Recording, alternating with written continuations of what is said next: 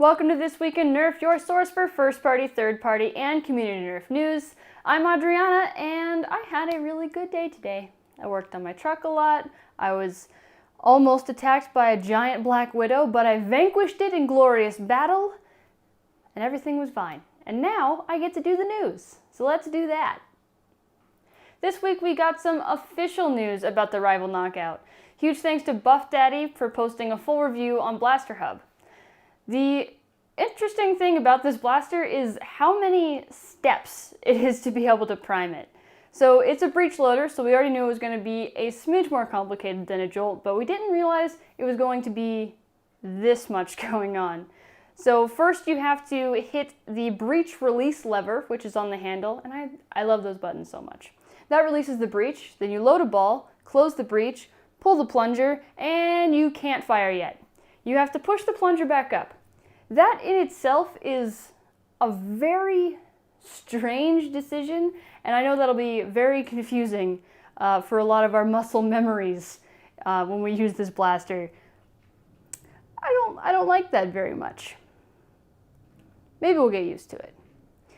Anyway, the performance seems like it's pretty good. The box claims 90, but Buff Daddy says he was averaging about 97, which that's pretty amazing. Judging from his video from Penn State, he was getting decent ranges, and overall seems like it might be an alright secondary or holdout, depending on how fast you're able to cycle through shots on that one.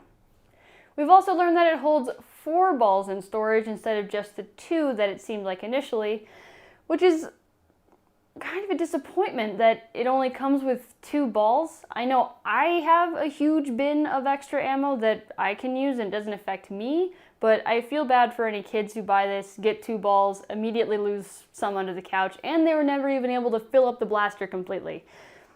That just doesn't seem right to me. And it's coming in at a price point of $10, so those balls must be expensive. Not sure how I feel about the $10 price point. A Jolt is $4. A Chronos is $15. I'd probably go with the Chronos, spend the extra money there. But if it looks interesting to you, $10 isn't that much to spend. And it'll be available on October 1st. Ezekiel Ho keeps creating cool things. On his Etsy shop, Create with Ezekiel, you'll now see the slip-on adapter for Ravens. So if you want to use Talon mags in your Raven, this kit is going to be perfect for it. He's already made one for the Strife, which you're probably seeing in this bubble right now, so I can explain how it works. Basically, it's a half mag adapter that you just slide right in, and built into the adapter, there's an extension for the pusher, so it slips on to the end of your pusher so it can actually hit the shorter darts. And what's really cool is as soon as you pull that adapter out, you have a full-length blaster again, and there's no extended pusher getting in the way. It is a super, super, super clever way of doing this, and now it's available for the Raven as well as the Strife. So check out his Etsy shop if you want to shoot tiny darts out of your Raven. The rival Percy's wasn't supposed to release until October 1st, but Jeff Blue, who posted Nerf Modders Welcome, received one anyway from Toys R Us in Canada. He did have to ask that it be retrieved out of the back, but they still sold it to him, so now we know that it's possible. I haven't heard anything like this happening in the States just yet, so I'm not sure if it's being held in the back of stores just yet, but I am super, super, super excited for the Percy's. It's just compact. It looks so cool. Can't wait. Speaking of availability, Zuru X-Shot's new Chaos line has been popping up in very strange places. So normally you'd expect to buy blasters at Walmart, Target, Amazon. You won't find either the Meteor or the Orbit in any of these places. They're all at seemingly random little chains. It's very odd. My Meteor was sent to me by Buff Daddy that he picked up at Rural King, which I'd never even heard of before. And then I saw some at Family Dollar, which is not where I expect to buy blasters. Strazy D posted this week about finding an Orbit at Asada in the UK. I believe that's a Dairy grocery store, which is an odd place to buy blasters. And Lynx 53 found in orbit at Ross in Southern California. And I have bought blasters at Ross before. However, it's usually really old blasters that they're just trying to that they tried to clearance out of other stores and just couldn't, I guess. Very odd places, very odd contracts. So if you see any of these, we should probably make a list of where we can find them, because they are good blasters and people should be able to find them and be able to play with them, because I do really like them. My Meteor's great. This week's mod of the week is the Freedom Flintlock Blaster from Roadkill 780. Now when you look at this, I know you're not thinking about the Wasteland Ranger, but essentially that's what this blaster is. So the Wasteland Ranger was Worker's little 3D printed flare gun thing.